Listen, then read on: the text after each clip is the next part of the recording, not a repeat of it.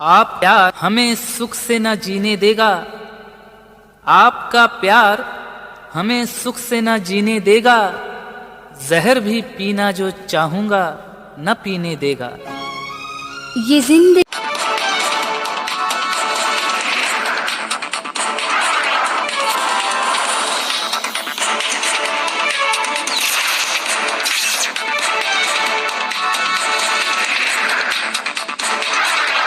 मित्रों, आज का विषय है जहांगीरपुरी दिल्ली। एक तरफ अजान की जा रही है, मुसलमानों का त्यौहार है। दूसरी तरफ बदले की भावना से, इरिटेट करने की भावना से, किसी धर्म विशेष के लोगों को इरिटेट करना है। इसलिए आज तक जिस तरीके से हनुमान चालीसा न पढ़ा गया, न ही साउंड सिस्टम लगा करके जिस तरह से फेरियां निकाली गई, और ख़ास तौर से मस्जिदों के इर्द गिर्द से, ताकि वहाँ पर इरिटेशन क्रिएट की जा सके, एजिटेशन क्रिएट की जा सके, और उसके नाम पर वहाँ पर खून खराबे और बलवा की परिस्थिति को पैदा की जा सके। इसके पीछे उद्देश्य किसका है? क्या ये भारतीय सनातन संस्कृति का हिस्सा है? क्या भारतीय सनातन संस्कृति इस बात की इजाज़त देती है कि धर्म विशेष के आधार पर किसी धर्म के नाम पर,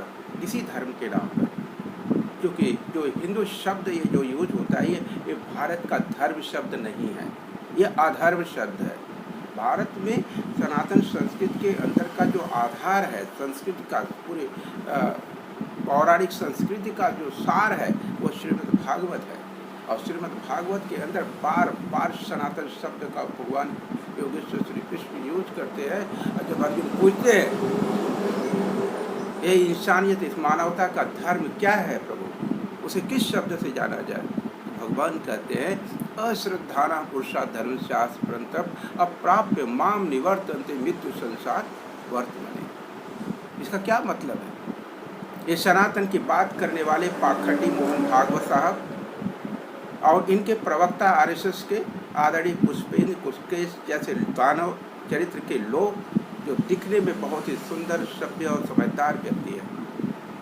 ये मुझे गर्व होता है इनके ज्ञान पर, इसमें कोई शक नहीं है। आदरणीय मोहन भागवत जी, पुष्पेंद्र कुशकेश जैसे लोग यदि वास्तव में देश हित में सोचे और भारतीय सनातन संस्कृति की सभ्यता को आगे बढ़ाना चाहते हैं, तो भारत वास्तव में इन अगले 2-3 सालों के अंदर सारी विश्व की महाशक्ति बन सकता है। लेकिन जिस तरह से पिछले 5 सालों में इन्होंने काम किया, और पिछले 1-1.5 सालों में जो काम किया, 6.5 साल इन्होंने सिर्फ भारत को कंगाल करने, उसकी महंगाई बढ़ाना, बेरोजगारी बढ़ाना, लोगों को दरिंदगी, हैवानियत और बुज़दिली और निकम्मेपन का ज्ञान बांटना, दानव चरित्र का इतिहास लिखना। क्या भारतीय सनातन संस्कृति की परंपरा का ये कभी हिस्सा रहा? हमारी गुरुकुल परंपरा में कभी ये इस तरह का संस्कार हमारी संस्कृति का हिस्सा रहा? आंसर है बिल्कुल भी नहीं। मुगलिया सल्तनत के गर्भ से जन्मा हुआ, मुगलिया सल्तनत की गुलामी के गर्भ से जन्मा हुआ हिंद शब्द, मुसलमानों की बोल चाल और फ्रांसीसी शब्द की डिक्शनरी से जन्मा हुआ हिंद शब्द, तमाम न जाने कितने राष्ट्रों ने भारत को गुलाम बनाया, संस्कृतियों ने गुलाम बनाया भारत को, उन सब का सामूहिक शब्द हिंद, जिसका दुरुपयोग करने के उद्देश्य से इन्हीं मुसलमान भाइयों का उपयोग करके गांव-गांव, गलियों तक सनातन शब्द को भुलवाया गया और उसको रिप्लेस किया गया हिंद शब्द से, और बताया गया कि भारत का जो सनातन संस्कृति है, सभ्यता है, जो धर्म है, वह हिंदू धर्म है। जिन मुसलमान भाइयों ने हिंद शब्द को ईजाद किया, जिन मुसलमान भाइयों ने गांव-गांव, गलियों तक हिंद शब्द को शान के साथ भारत की पहचान के रूप में पहुंचाया, सम्मानित किया, हिंदू शब्द और हिंदू राष्ट्र के पर्दे पर मुसलमानों को खत्म करने, उन्हें बहिष्कृत करने, देश से निकालने का पूर्ण षड्यंत्र चल रहा है। जय भारत, जय गीता, जय संविधान। आज भारत और संस्कारों का संविधान गीता और अधिकारों का संविधान बाबा साहब का संविधान, ये तीनों खतरे में। और लेकिन बताया क्या जाता है आज कि हिंदू धर्म खतरे में है। मैं पूछना चाहता हूँ मोहन भागवत से कि तुम सनातन धर्म में विश्वास करते हो या हिंदू धर्म में विश्वास करते हो, तो यह हिंदू धर्म कहाँ पैदा हुआ और किसका धर्म है? क्योंकि भारत और भारत की सरजमी का एक ही धर्म है, वो है सनातन। भगवान योगेश्वर श्री कृष्ण श्रीमद् भागवत गीता के अंदर बार बार सनातन शब्द का उपयोग करते हैं। और जब अर्जुन पूछते हैं कि उनसे भारतीय संस्कारों का धर्म क्या है, तो वो कहते हैं स्वधर्मे निधनम से पर धर्म भयावह अश्रद्धाना पुरुषा धर्म शास्त्र परंतप प्राप्य माम निवर्तन्ते मृत्यु संसार। जो अपने स्वधर्म में विश्वास नहीं करते, उन्हें पार इसी मृत्यु संसार में जन्म लेना पड़ेगा और अपने पापों का भोग करना पड़ेगा। यानी सबसे बड़ा धर्म, एकमात्र धर्म, वो है स्वधर्म, यानी आत्मा का धर्म। और आत्मा ही सनातन है, आत्मा ही अविनाशी है। इसलिए अविनाशी आत्मा यानी सनातन आत्मा का अविनाशी धर्म स्वधर्म है, आत्मा का धर्म है। आत्मा के प्रति श्रद्धा, समर्पण, विश्वास। ये जीवन आत्मा का है, शरीर उसका वाहक है। शरीर जीवन नहीं है, शरीर एक यात्रा है और एक यात्रा के बाद इस शरीर का त्याग हो जाता है। जिसका त्याग करना है, जिसे खत्म होना है, सभी जिसके पड़ाव में बटा हुआ ये पूरा जीवन है। बचपन है, जवानी है, अधेड़ है, फिर बुढ़ापा है। बुढ़ापा मृत्यु का प्रतीक है। 15 से लेकर 55-60 सालों की उम्र में अपने जीवन के नैतिक मूल्यों की स्थापना ही जीवन का परम धर्म पीरियड है। और उस पीरियड में हमें क्या सिखाया जा रहा है? जहाँ पर भगवान योगेश्वर श्री कृष्ण गीता में कहते हैं अहम सर्वस्य प्रभो मतः सर्वम प्रवर्तते, मैं ही समस्त रूपों में जन्म लेता हूँ। मोहन भागवत, क्या तुम्हारे पास इसका जवाब है? भगवान योगेश्वर कृष्ण कहते हैं सबोहम सर्वभूतेषु। क्या इसका जवाब है मोहन भागवत तुम्हारे पास? रिपब्लिक भारत के अर्णव गोस्वामी कितने बेशर्म और निर्लज्ज हो तुम। भारत की सनातन संस्कृति के हिस्से हो, भारत की सनातन धरती पर जन्मे हो, यह भारत का दुर्भाग्य है। तुम की इतनी बड़ी रिपब्लिक टीवी, नेशनल टीवी का अपमान कर रहे हो, भारतीय सनातन संस्कृति का अपमान करते हो। तुम्हारे नाम पर वो फोगाट लड़की इतनी बेशर्म और इतनी नालायक और इतनी देशद्रोही चरित्र उसके अंदर भर दिया, तुमने एक बेटी के अंदर क्रिमिनल बना दिया। कि तुम्हारे अर्णव गोस्वामी जाकर देखो ट्विटर के ऊपर, तुम्हारे नाम से वो अकाउंट चला रही है। इस पर भी मैं इस पर दिखाता हुआ कि कितने बेशर्म और जलील हमारी बेटियों को बना दिया इन देशद्रोही चरित्र के दानवों ने। भगवान योगेश्वर श्री कृष्ण गीता में अर्जुन को बताते हैं कि दो ही प्रकार के इस सृष्टि पर लोग हैं, एक दानव है, एक दैव चरित्र के लोग हैं। यानी जो अच्छे चरित्र वाले, जो आत्मा में अपनी श्रद्धा रखने वाले, अश्रद्धाना पुरुषा धर्मशास्त्र, जो अपनी आत्मा में ध्यान, अपनी आत्मा के प्रति श्रद्धा नहीं रखते, समर्पण का भाव नहीं रखते और आत्मा के दिखाए गए दिशा निर्देशों में जो अपने आत्मा को कुछ पल भी जीवन में समय नहीं देते और उसके दिशा निर्देशों को जो है अवशोषित करने की कोशिश नहीं करते और उसमें जीने की कोशिश नहीं करते, उसके बनाए सिद्धांतों पर चलने की कोशिश नहीं करते, वो निश्चित रूप से दानव है। इसलिए भगवान कृष्ण गीता में यह भी बताया कि दानव की क्या पहचान है और देवता की क्या पहचान है, दैवी चरित्र की क्या पहचान है। देवता मतलब भगवान नहीं, वो कहते हैं कि सभी आत्माएं मेरा ही अंश है। यदि तुम मुझे देव मानते हो तो सभी आत्माएं भी देवता ही हैं। तुम्हें माता च पिता तुम्हें बंधुश्च सखा, तुम्हें ये चरित्र किसका है? यह आत्माओं का चरित्र है, अविनाशी सनातन। इसमें किसी व्यक्ति का दोष नहीं। तमाम भारतीयों को जबरदस्ती मुगलिया सल्तनत के लोगों ने मुस्लिम संस्कृति में परिवर्तन कराया उनमें उन लोगों का दोष नहीं, उन देश काल परिस्थितियों का दोष है। उसके लिए किसी इंसान से नफरत नहीं की जा सकती। उस देश काल परिस्थितियों से जन्मे व्यवहारिक जीवन की परंपराओं को ही संस्कार कहते हैं।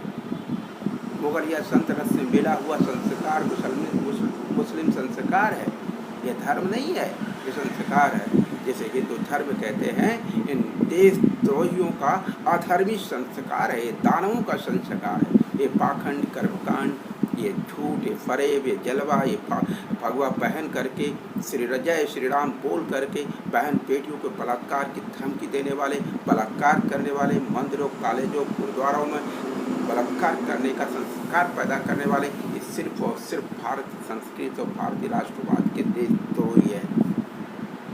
भारतों में मरोड़ने वाले और उसका अपमान करने वाले को, भारतीय संविधान के मूल्यों की अवहेलना करने वालों को भारत की धरती पर रहने का बिल्कुल भी अधिकार नहीं।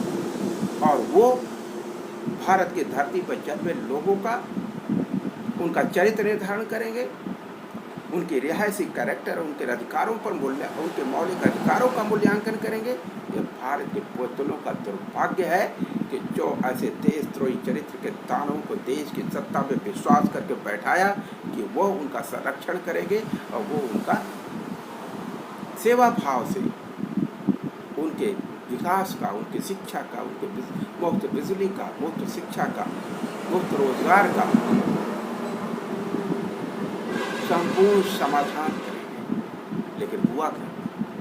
संपूर्ण विनाश की प्रक्रिया शुरू हो चुकी है। यह हिंद शब्द मुगलिया सल्तनत की गुलामी के गर्भ से जन्मा हुआ है, जिस पर ये देशद्रोही दानव सनातन के नाम पर हिंदू शब्द को थोपने की कोशिश करते हैं। ये बेशर्म हैं। इनको वास्तव में सनातन संस्कृति में प्रेम होता तो भारत को, भारत की वैश्विक पहचान के लिए लड़ाई लड़ते, अपने अंदर एक बिल पारित करते और कहते कि भारतीय दुनिया में सिर्फ भारत नाम से जाना जाएगा, न कि माथे पर लगे हुए गुलामी के कलंक के धब्बे के रूप में। उसी तरह से हिंद शब्द भारत के, भारतीय संस्कृति और भारत की सभ्यता के ऊपर भारत के माथे पर लगा हुआ एक कलंक का धब्बा है, गुलामी का, मुगलिया सल्तनत की। इसका विरोध होना चाहिए, लेकिन इसका गर्व नहीं हो सकता। लेकिन दुर्भाग्य देखो कि जो देशद्रोही हैं, जो दानव चरित्र के हैं, भगवान योगेश्वर श्री कृष्ण कहते हैं कि असुर जातियों का, मतलब असुर चरित्र वालों का, मानवों का ही, असुर माने कोई सिंह पूंछ वाले नहीं, असुर होता है, उसका एक चरित्र होता है। दंभ दर्प मान मन लाए, क्या? दंभ दर्प मान मन लाए, अति क्रोधी कट वचन सुनाए, मन में नित अज्ञानी धारे, अर्जुन असुर संपदा वाले। ये असुरों की संपदा यानी असुरों का चरित्र है। असुर इन्हीं संपदाओं को जीते हैं। क्या? फिर से कहते हैं, दंभ दर्प मान मन लाए, अति क्रोधी कट वचन सुनाए, मन में नित अज्ञान ही धारे, अर्जुन असुर संपदा। आज ये जो जुलूस निकाल रहे थे तलवार लेकर के, बंदूक लेकर, जो है पिस्टल लेकर के, ये कौन थे? ये जिन्हें बंदूकों का ऐश्वर्य था, जिन्हें हिंदू धर्म का अहंकार दिखाया गया था, जो मुस्लिमों को रौंदने के लिए उनके दरवाजों पर खड़े कर मस्जिदों पर पत्थर फेंकने गए थे, जो तलवारों से उनका कत्ल करने गए थे।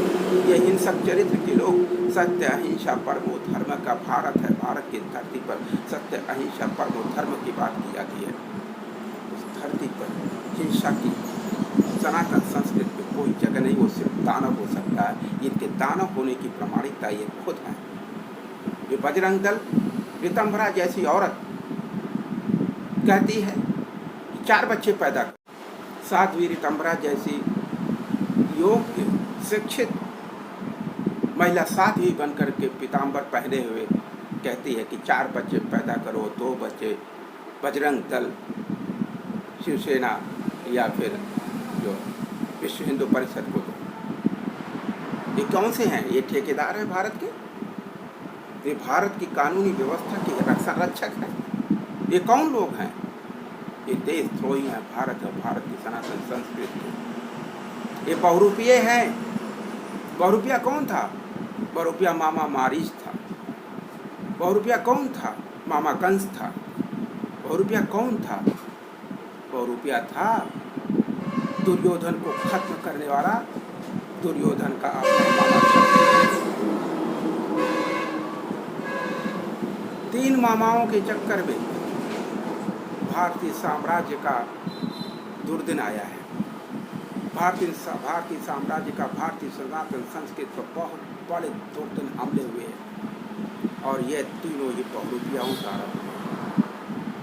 ये बहुरूपिया दानव चरित्र के लोग सिर्फ नाश करने के लिए होते हैं। हमें पहचानना होगा रावण को, कंस को, दुर्योधन को, पहचानना होगा इनके मामाओं को जो बहुरूपिया बनकर भगवा पहन करके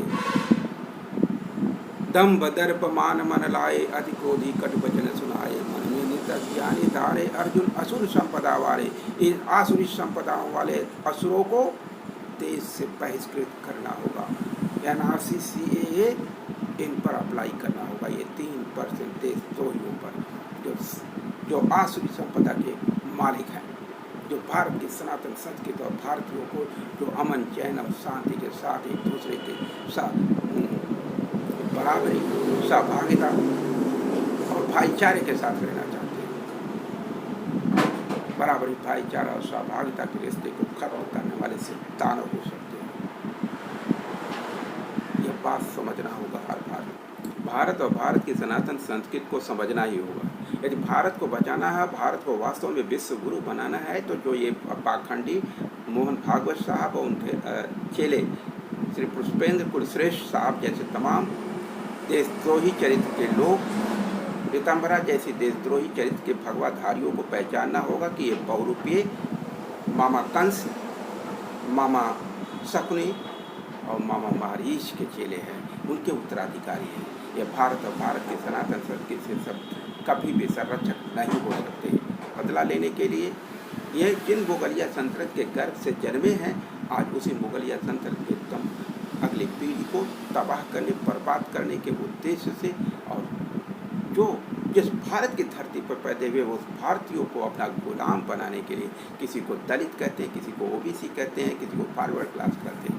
ये हमारे ठेकेदार कब से हो गए जो बंटवारा करेंगे, किनके खुद के हरबों की कहानी नहीं पता है, जिनके खुद के बाप और पीढ़ियों की कहानी नहीं पता है, वो कहाँ से जन्मे और कहाँ से आए थे, ये कब और क्या बन गए, हमें नहीं जाना। इनकी पीढ़ियों में ये देशद्रोही हैं, हमें ये समझना होगा। भगवान कृष्ण गीता में कहते हैं, उन्होंने बताया दैवी चरित्र भी बताया, 26 दैवी चरित्र बताया और 6 आसुरी संपत्तियां भी बताया। बोलो राधे कृष्ण। क्या है वो 26 चरित्र? वो 26 चरित्रों वाला ये भारत है। उसमें ये आसुरी संपत्तियों वाले असुरों की जरूरत भारत को नहीं है। दम्भ दर्प मान मन लाए, अति क्रोधी कटु वचन, मन में नित अज्ञान ही धारे, अर्जुन असुर संपदा वाले। भगवान कहते हैं, इच्छा रहित कुशल से प्यारा, समदृष्टि सब दुख से न्यारा, कर्तापन अभिमान न लावे, ऐसा भक्त मुझे। हर्ष द्वेष चिंता नहीं कोई, इच्छा शोक नहीं मन होई, पाप पूरे से रहे न्यारा, ऐसा भक्त मुझे अधिकार। मन मुदिताय शांत स्वभावा, हरिचिंतन निग्रह भावा, कदा सरल नहीं मन कुटिलाए, मन का तप यह ज्ञान हुआए। यह है भारत, यह भारतीय चरित्र है। सत्य 26 गुण सुनिए। सत्य अहिंसा क्रोध न आवे, त्यागी शांत न कुबली खावे, जीव दया नहीं मन में लोभा, अचंचल लाज न होता, निर्भय मन निर्मलता भावा, ज्ञान स्थित विविध भावा, दानशीलता दम यज्ञ भावा, स्वाध्याय सुख सरल स्वभाव, तेज क्षमादित निर्मल भावा, सदा अमान अवैर स्वभावा, दैवी संपत्ति वाले जो जन, अर्जुन उनके भाई रक्षक। ये 26 दैवी संपत्तियां बताई। हमारा शरीर भी उन 26 तत्वों से बना है। पूछो कैसे? 10 प्रकृतियों से बना हुआ और 10 इंद्रियों से हमारा शरीर पहचाना जाता है। और इन 10 इंद्रियों और 10 प्रकृतियां जिसे संसार महसूस करता और जीता है, उसको बनाने वाले 5 तत्व इस प्रकृति में सदैव हमारे सामने होते हैं। नहीं वो पकड़े जाते थे, नहीं वो छुए जाते थे, नहीं वो मारे जाते थे। पृथ्वी, आकाश, अग्नि, वायु और जल आपके सामने है, और इस शरीर को, इस पिंड को जो इन पंच तत्वों से बने हैं, वो हमेशा उसका उसी पर आधारित है, उसी पर डिपेंड है। वही प्राण तत्व इस सृष्टि का निर्माण करता है, इस पिंड का निर्माण, और वही प्राण तत्व इसका अंत भी करता है, अंतिम बार इस शरीर का त्याग करता है। इन पंच तत्वों से कभी ये शरीर, उसके बगैर ये शरीर जिंदा रह सकती है क्या? और इसके पोषण के लिए वही धरती, वही आकाश, वही वायु, वही जल, वही अग्नि, जो हमेशा किसका पोषण कर रही है? इसने सृष्टि को बनाया, हर पिंड को बनाया, इस पिंड का पोषण कर रही है। ये 26 गुण, ये 25 तत्व मैंने आपको बताया, 5 तत्व, 10 प्रकृति और 10 विद्या, और छठा है वो दिव्य आत्मा, वो निर्विकार परमात्मा का अंश, जो इस सृष्टि का निर्माण करता है, जिसके संरक्षण में इस तमाम शरीर के चरित्र। भारत को बचाने की एक छोटी सी पहल में लाइक, शेयर और सब्सक्राइब करके अपना योगदान सुनिश्चित कर सकते हैं। जय भारत, जय गीता, जय संविधान।